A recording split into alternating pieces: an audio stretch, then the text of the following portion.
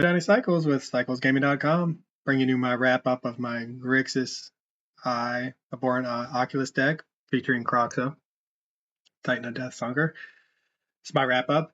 Man, this deck was so much fun to play, so powerful, so many sweet synergies. When we got everything online, we were just churning through our deck, drawing cards, pinging our opponent with Shieldred, bringing things back from the graveyard, manifesting Dread constantly with, put an Overlord of the Bellmark as a 2/2 to flip it as a 5/5 the next turn.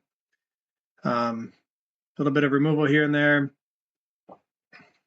Fatal Push, Torch the Tower, Go for the Low gave us some game against various decks to make sure we had answers, and sometimes we drew them right on time, sometimes we didn't. I'm still just sort of thinking back over the last game. We just finished our match with Is It Phoenix, and there's so many lines. That's Magic's such a wonderful game. There were so many lines, especially in that game 3, that probably made the difference in the game. And the one I'm thinking of right now is when we chose not to attack with the Abhorrent Oculus right there at the end. We could have swung in for 9 with the Glorybringer exerting and the Abhorrent Oculus, put them down to 6. And then they ended up killing our Abhorrent Oculus anyway. So I guess if they, just trying to think, they would have then not killed the Abhorrent Oculus. They would have killed one of our untapped creatures, maybe killed us dead. But yeah, I mean, they had 1 card in hand. We were going to hit them to 6. We could have Croxed before combat, and if they had a land in hand, it would have put them taken 3, and then we could have attacked with the Bellmark, Overlord of the Bellmark, gotten the Croxa back, done it again to put them right at 0. But man, what a game, back and forth. The deck felt really powerful, and I think that was the big takeaway. Obviously, we're playing very powerful cards, but it's not just winning on the back of Fable and Shieldred and these other cards that people are playing in their main. We are winning on the back of Abhorrent Oculus and Stitcher Supplier. I mean, this is not just that. I mean, Overlord of the Bellmark, Stitcher Supplier, everything's working. This deck is working. That we fill the graveyard, we get out a quick Abhorrent Oculus, and a lot of times it's game over. The Overlord, super impressive. This is such a sweet mechanic that Wizards has come up with a suspend mechanic that gives you something upon suspension. So yeah, really impressed with the deck. I think if I had to change something, unfortunately, I think I might take out the Mind Rack Demon for a little bit more removal, just to give us a couple more answers. Maybe main deck Anger of the Gods, or main deck Brotherhood's End. We had a real hard time against aggressive decks.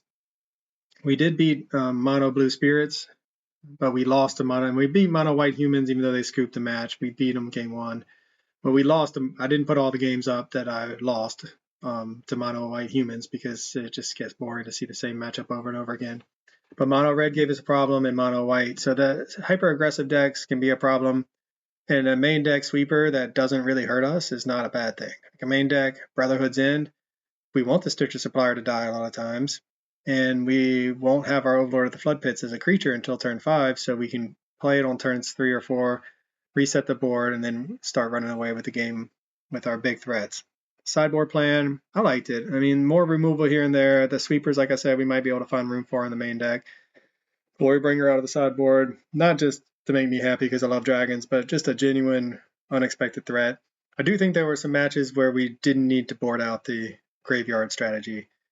Certainly against Mono Blue, even Mono White sometimes. Well, no, not against the Mono White. Against that Orzhov deck, they had so much exile-based spot removal that we could have probably just kept the Abhorrent Oculus in. I don't think they were going to bring in Rest in Peace.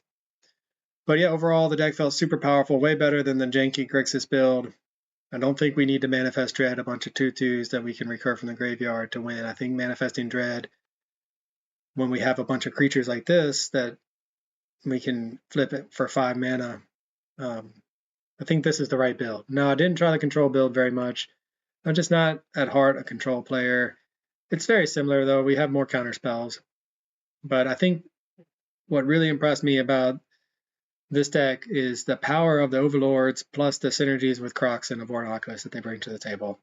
Constantly we have a refilling our hand, drawing cards, filling our graveyard, getting a creature back. That's one thing that I think I forgot against the Phoenix deck, even though it didn't come back to haunt us, is that, yeah, you attack, get the creature back. So that would have given us the line to play Croxa, put it in the graveyard, attack, get it back, cast it, because we weren't able to cast it for the escape cost.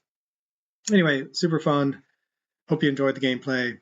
Let me know in the comments what you think. If you're looking for a powerful, fun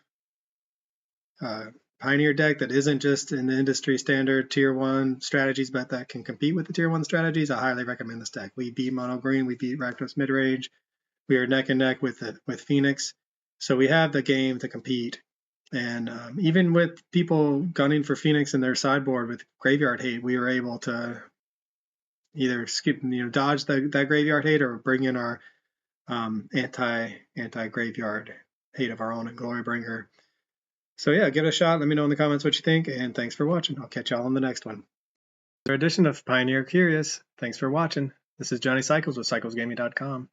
If you haven't already, please check out my website where you can read about my various commander brews, watch gameplay of my modern jank, and read my science fiction fantasy novel, The Podkind, that I'm publishing serially. And if you enjoy my content, please check me out on YouTube, Johnny Cycles. Click that subscribe button. Everybody counts.